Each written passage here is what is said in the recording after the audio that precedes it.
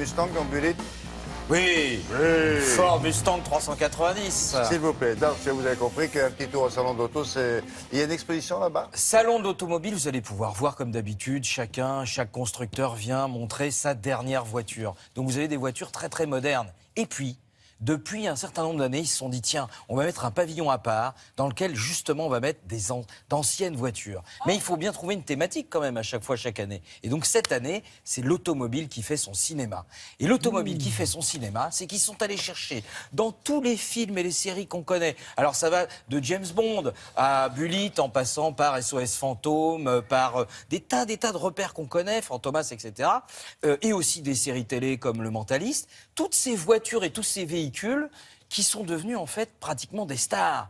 À tel point que certains films, Colombo, mais même certains films... La coccinelle à Monte-Carlo. La coccinelle à Monte-Carlo, où vous avez carrément un personnage. Vous avez deux chevaux de la bonne sœur dans les gendarmes. Dans les gendarmes à Saint-Tropez. Vous avez le camion d'Anduel. Vous avez, enfin bref, tout un tas de véhicules qui deviennent presque des personnages principaux. Et là, moi, j'ai découvert un métier.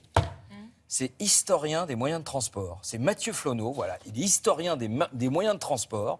Qu'est-ce que vous faites? Je suis historien des moyens de transport. Il enseigne ça à l'université. C'est le spécialiste. Et donc, c'est lui qui a conçu toute cette exposition et qui a réussi à aller convaincre les collectionneurs de bien prêter qui la Ford Mustang, qui la Aston Martin, qui la 2 chevaux. Parce que vous allez voir, il y a une surprise avec James Bond, qu'on imagine toujours rouler dans des bagnoles, dans des voitures. Non, pardon. si. Oui, vous allez voir, dans le sujet, vous allez découvrir que bien. James Bond n'a pas roulé qu'en Aston Martin. Oui, bien sûr. Je me souviens de ce film-là. On démarre tout de suite l'automobile et le cinéma par l'Aston Martin de James Bond. Mais figurez-vous qu'il n'a pas toujours roulé en Aston. Non, il a roulé en BM, en Toyota, en Ford et même en Renault. En Renault coupé. Mais vraiment, coupé. Et en Dodoche. Eh oui, la Dodoche de Rien que pour vos yeux avec Carole Bouquet, voilà. Et d'ailleurs, on a sorti à l'époque une édition spéciale 007. Attention, avec évidemment les trous de balles. Cela dit, quand on voit dans quel état il laisse ses bagnoles, on comprend qu'il n'est pas toujours roulé avec des Aston. Hein. Bah oui, parce que quand même, regardez, c'est des bagnoles à plusieurs dizaines de milliers d'euros, ça, monsieur. Faut apprendre un petit peu à faire des créneaux, James.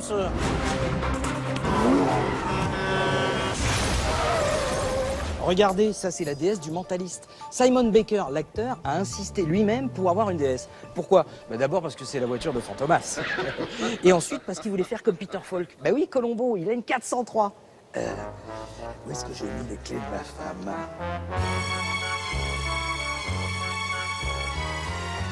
Bon alors, si les Américains aiment bien les Françaises, nous on aime bien les Américaines. Ça c'est la Ford GT 390 modèle 1968 de Steve McQueen. Et oui, souvenez-vous dans Bullitt, les rues de San Francisco, les cascades à 180. Bon alors le problème c'est qu'à 180 à l'heure, eh ben ils en ont cassé beaucoup. Et quand je dis beaucoup, c'est beaucoup. C'est qu'on casser un bijou comme ça, non mais... Ah c'est sûr que c'est pas avec la 403 de Colombo que ce sera arrivé. Hein. Alors là, ça c'est sûr. Bon, on aurait presque préféré.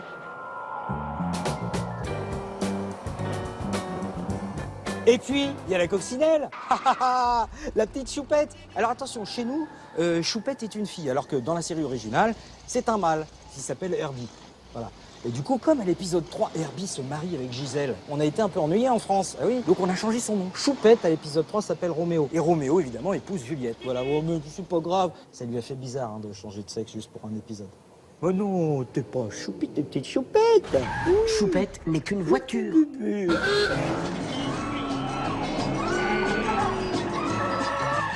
Pour terminer, la bagnole des SOS Fantôme. Mais oui, attention, c'est une Cadillac Meteor Miller, nom de scène Ecto One. Et ça, en fait, au départ, c'est un corbillard. Voilà.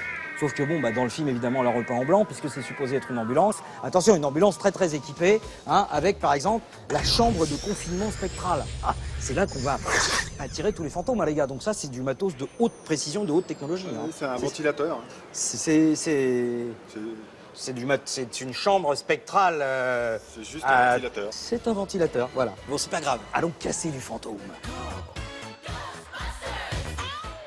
Et on les embrasse. Ils font visiter. Et on les embrasse parce que les gars, ils sont là pendant toute la durée du salon. Non seulement ils vous font visiter, mais ils vous expliquent tout sur SOS Fantôme et tout, super sympathique. Il y a des collectionneurs qui vous laissent rentrer dans leur voiture. Mais moi, je leur ai dû dire. Pas tous. Ne le laissez pas rentrer, ce Pas dingo. tous, pas tous. Mais justement, on les remercie ici vraiment, De leur ceux qui confiance. nous ont laissé, parce qu'on a laissé les véhicules dans un état parfait, vous pourrez y aller vérifier. T'as rien cassé ? C'est promis. Non, rien cassé. Voilà, c'est au salon de l'auto. Tiens, à propos de